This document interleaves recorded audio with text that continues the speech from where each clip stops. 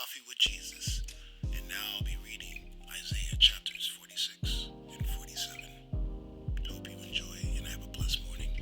Shalom. NIV Holy Bible, Isaiah 46 and 47. Bel bows down, Nebo stoops low. Their idols are borne by beasts of burden. The images that are carried about are burdensome. A burden for the weary. They stoop and bow down together, unable to rescue the burden. They themselves go off into captivity. Listen to me, you descendants of Jacob, all the remnant of the people of Israel. You whom I have upheld since your birth and have carried since you were born, even at your old age and gray hairs, I am he. I am he who will sustain you. I have made you and will carry you. I will sustain you and I will rescue you. With whom will you compare me or count me equal? To whom will you liken me that we may be compared? Some pour out gold from their bags and weigh out silver on the scales. They hire a goldsmith to make it into a god, and they bow down and worship it. They lift it to their shoulders and carry it. They set it up in places, and there it stands. From that spot it cannot move. Even though someone cries out to it, it cannot answer. It cannot save them from their troubles. Remember this, keep it in mind. Take it to heart, you rebels. Remember the former things, those of long ago. I am God and there is no other. I am God and there is none like me. I make known the end from the beginning, from ancient times what is still to come. I say, my purpose will stand and I will do all that I please. From the east I summon a bird of prey. From a far-off land, a man to fulfill my purpose. What I have said, that I will bring about. What I have planned, that I will do. Listen to me, you stubborn-hearted. You who are now far from my righteousness. I am bringing my righteousness near. It is not far away, and my salvation will not be delayed. I will grant salvation to Zion, my splendor to Israel. The fall of Babylon. Go down, sit in the dust, virgin daughter Babylon. Sit on the ground without a throne. Queen city of the Babylonians, no more will you be called tender or delicate. Take millstones and grind flour. Take off your veil.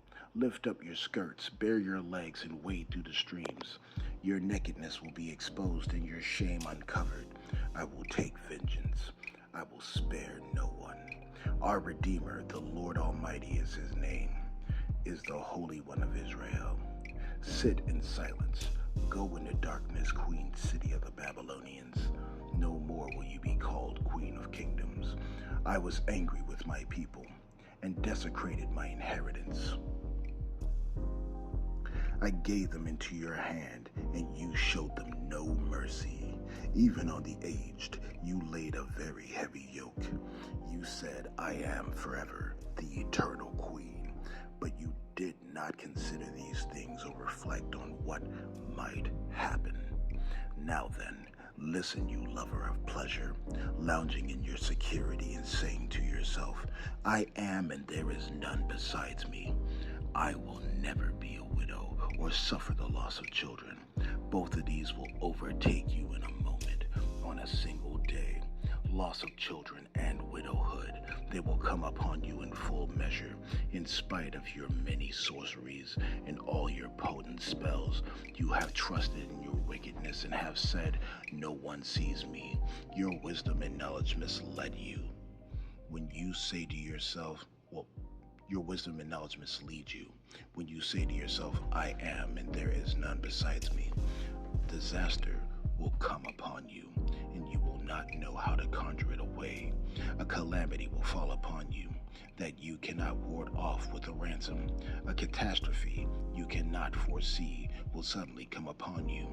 Keep on, then, with your magic spells and with your many sorceries, which you have labored at since childhood. Perhaps you will succeed. Perhaps you will cause terror. All the counsel you have received has only worn you out. Let your astrologers come forward, those stargazers who make predictions month by month. Let them save you from what is to come upon you. Surely they are like stubble. The fire will burn them up. They cannot even save themselves from the power of the flame. These are not coals for warmth. This is not a fire to sit by. That is all they are to you. These you have dealt with and labored with since childhood. All of them go on in their error. There is not one that can save you.